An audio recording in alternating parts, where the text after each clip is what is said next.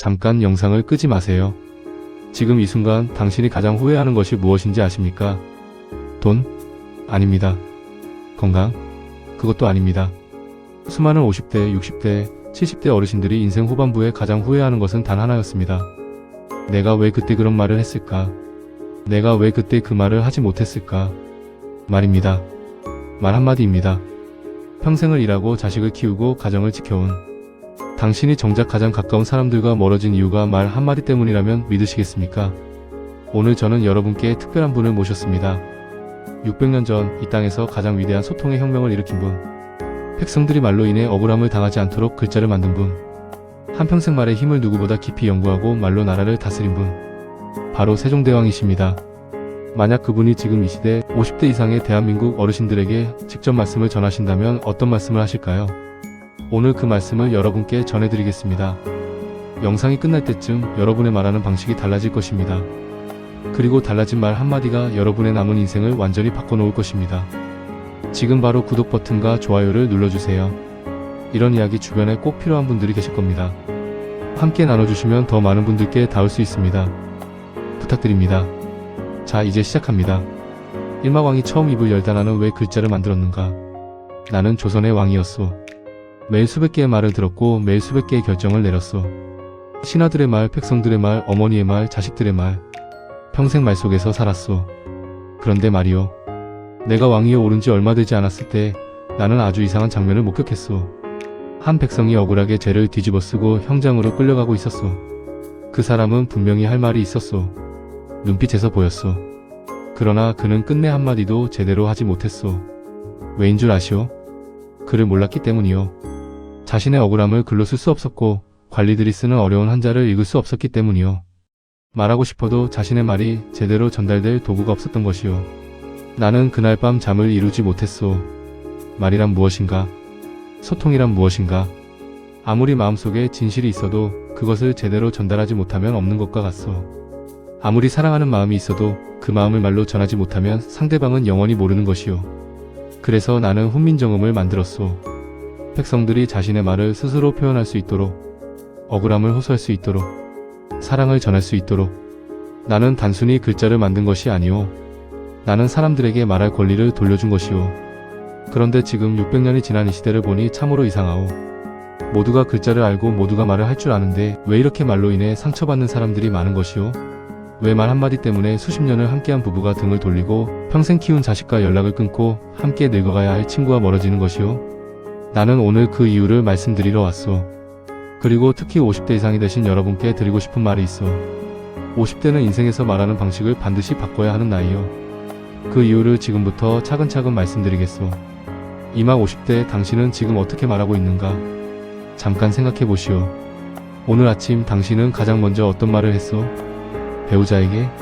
자식에게? 아니면 거울 속 자신에게? 혹시 이런 말을 하지는 않았소? 또 이래?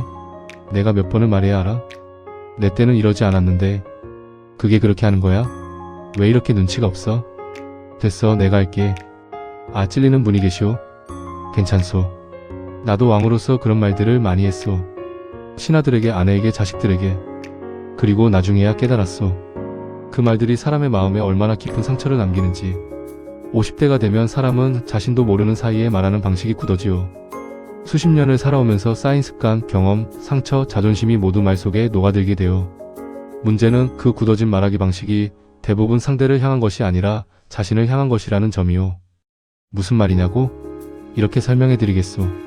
젊었을 때는 세상이 나를 어떻게 볼지 걱정하며 말했소. 잘 보여야 했고 인정받아야 했고 살아남아야 했소. 그래서 말을 조심했소. 그런데 50대가 되면 어느 순간 이런 생각이 드어. 이제 나이도 먹었는데 내가 하고 싶은 말을 해야지. 내가 살면서 이런 거 하나는 알잖아. 내 경험을 왜 무시해? 그 마음 틀린 것이 아니오. 충분히 이해하오. 그런데 문제가 생기오. 그 마음이 입 밖으로 나올 때 종종 이런 형태로 나오는 것이오. 치시가 되고 평가가 되고 비교가 되고 잔소리가 되어. 그리고 상대방은 당신의 경험도 사랑도 진심도 보지 못하고 오직 그 말의 날카로운 끝만 느끼게 되어. 나는 젊은 신하들과 수도 없이 대화를 나눴소. 내가 아무리 좋은 뜻으로 말해도 왕이라는 권위가 붙으면 신하들은 그 말을 명령으로 들었소. 나는 소통하고 싶었는데 상대는 복종을 강요받는다고 느꼈소. 당신도 마찬가지요. 50대 이상이 되면 당신이 원하든 원하지 않든 당신에게는 권위가 생기요. 나의 권위, 경험의 권위, 부모의 권위, 어른의 권위. 그 권위를 어떻게 쓰느냐가 남은 인생 동안 당신 주변에 사람이 모이느냐 흩어지느냐를 결정하오. 산막 하모서클이 가르쳐주는 것만은 순환한다. 나는 왕으로서 많은 것을 배웠소만 가장 오래 기억에 남는 것이 있어. 말은 결코 사라지지 않는다는 것이요. 던진 말은 반드시 돌아오.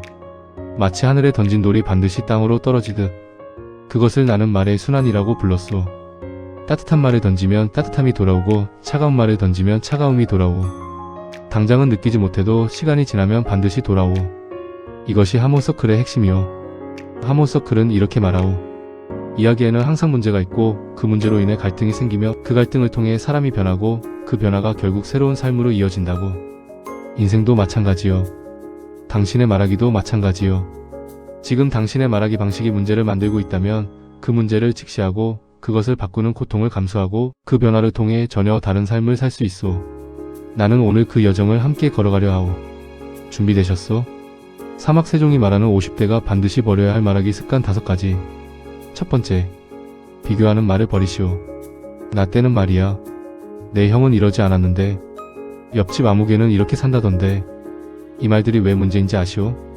비교는 상대방을 작게 만두오. 비교받는 사람은 순간적으로 자신이 부족하다는 느낌을 받소. 그리고 그 느낌을 준 사람을 멀리하게 되어.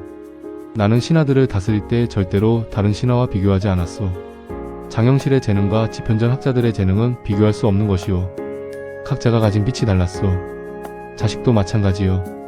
배우자도 마찬가지요. 친구도 마찬가지요. 지금 당장 이 말을 입에서 지우시오. 나 때는 말이야 라는 말 대신 이렇게 말하시오. 내 경험을 하나 나눠도 될까요? 단 한마디가 달라졌소. 그런데 그 한마디로 인해 상대방은 비교당하는 느낌이 아니라 당신의 이야기를 듣고 싶다는 느낌을 받게 돼요. 두 번째, 결론부터 말하는 습관을 버리시오. 50대 이상이 되면 대화할 때 결론부터 말하는 경우가 많소. 그래서 결론이 뭐야? 그냥 이렇게. 다 필요 없어. 내가 다 알아.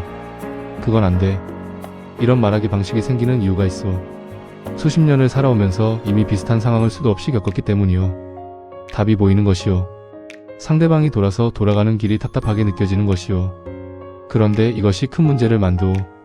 사람은 결론을 듣기 전에 과정을 인정받고 싶어하오. 자식이 와서 힘든 이야기를 꺼낼 때 그 자식이 원하는 것은 해결책이 아니오. 처음에는 그저 그래 그게 힘들었겠다라는 말 한마디요. 그 말을 먼저 해주지 않고 해결책부터 들이미면 자식은 이렇게 느끼오. 우리 부모님은 내 마음은 관심 없고 빨리 해결만 하려 한다. 그리고 다음번에는 힘든 이야기를 꺼내지 않게 되오. 나는 신하들이 의견을 낼 때 절대로 처음부터 내 결론을 말하지 않았소.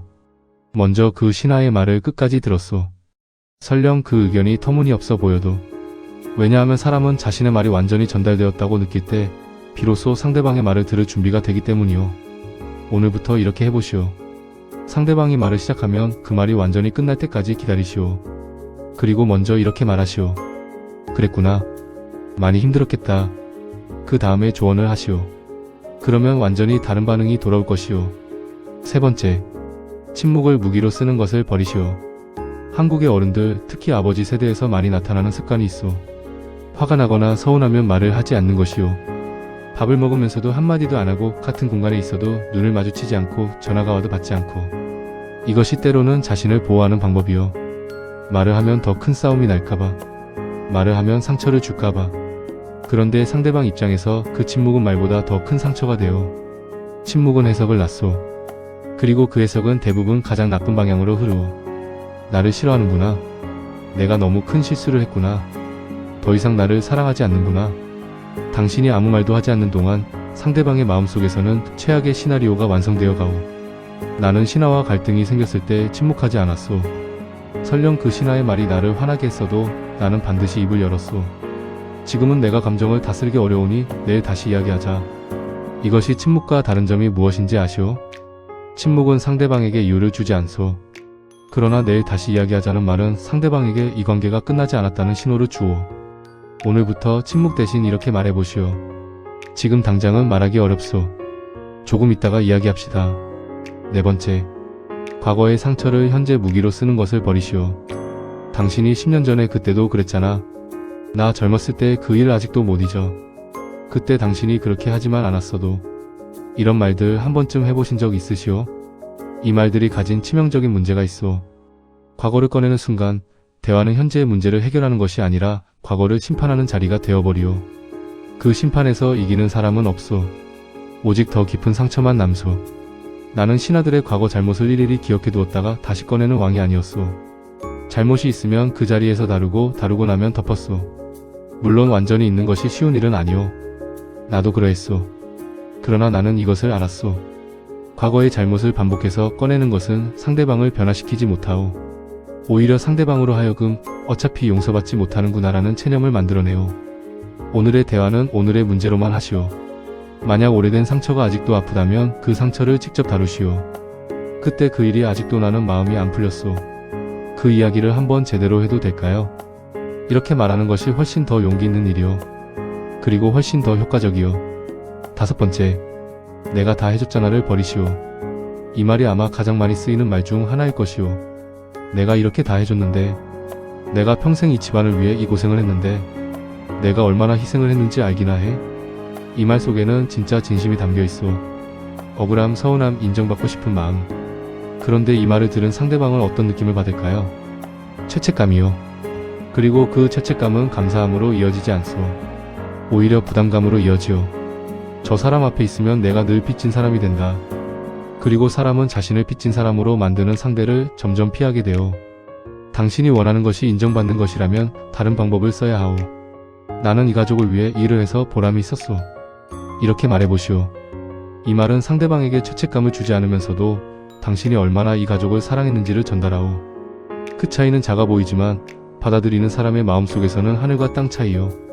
오막세종이 말하는 50대가 반드시 시작해야 할 말하기 습관 5가지. 버리는 것이 있으면 채우는 것이 있어야 하오. 이번에는 오늘부터 당장 시작하실 수 있는 말하기 습관을 말씀드리겠소.